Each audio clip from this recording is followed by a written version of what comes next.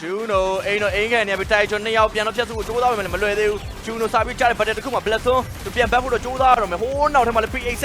ဘတ်လိုက်ကိုထိုးမှအိမ်ကန်နေရရင်းနဲ့ P7 တော့ပြန်ပေးလိုက်ရတယ်2 for 1 trade Game Flash နဲ့ဂျားမှာတော့ညက်သွားပြီဗျ Ryan May လိုက်စမ်းမကြိုးစားနေမှာ Source ပါတွေဝင်ပိုင်းဂျားမှာတော့နောက်တော့ Game Flash မှာပေးဆက်လိုက်ရင်းနဲ့ Yuki 3ကောင်ပြောတာ Air Strike တွေတောက်ချောက်ပြန်ကျဲနေနေပဲအောင်လည်း Mega Town တွေကိုနှဲဖို့တော့ကြိုးစားအောင်ပဲဗျပေါ်လည်းမှာ Dawn နဲ့အတူရောက်ရှိလို့လာနေတဲ့အနေအထားတစ်ခုမှာ Falcon Esport Mega Town တွေထိပ်ပြုံးမလားအောင်လည်းမှာဒတိုင်းတော့ယူပြီးသွားပြီဗျ Evolution 1 man လောက်ဒီထိန်းထားရင်တော့ပြန်ပြီးတော့ Prayer မှာ Guardian ကြာလာခဲ့ခြင်းဒီမှာ Agent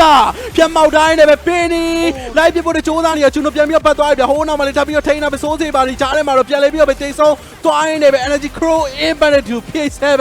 Juno သိမ့်ပတ်သွားခဲ့ဗျ Dash ကိုပါလိုက်ပြီးတော့ဆုံးသက်ဖို့ကြိုးစားခဲ့ဆိုမှလည်းသူကိုလည်းပြန်ပြီးတော့ပဲအင်းလွင်ကြာရှုံးလို့သွားရင်းနဲ့ပဲ Astro ပဲ K7 နောက်တစ် Feather Extra တစ်ချက် Flicker ခုံပြီးပြန်ပတ်တယ်သူ့မဲ့လည်းကျွန်တော်တော့9ယောက်လုံး stay လိုက်ရှိနေတဲ့အခါမှာတယောက်တည်းကဲလို့မရတော့တဲ့ဆုံးမှာတော့ Gate number 2 Falcon Esport ထပ်မံအနိုင်ရရှိလို့တွိုင်းနေပဲ 2C ဆိုရရလက်တစ်ခုနဲ့အမှတ်ပြည့်ကိုတော့သိမ့်ပိုက်လို့တွားခဲ့ပြီပဲဖြစ်ပါတယ်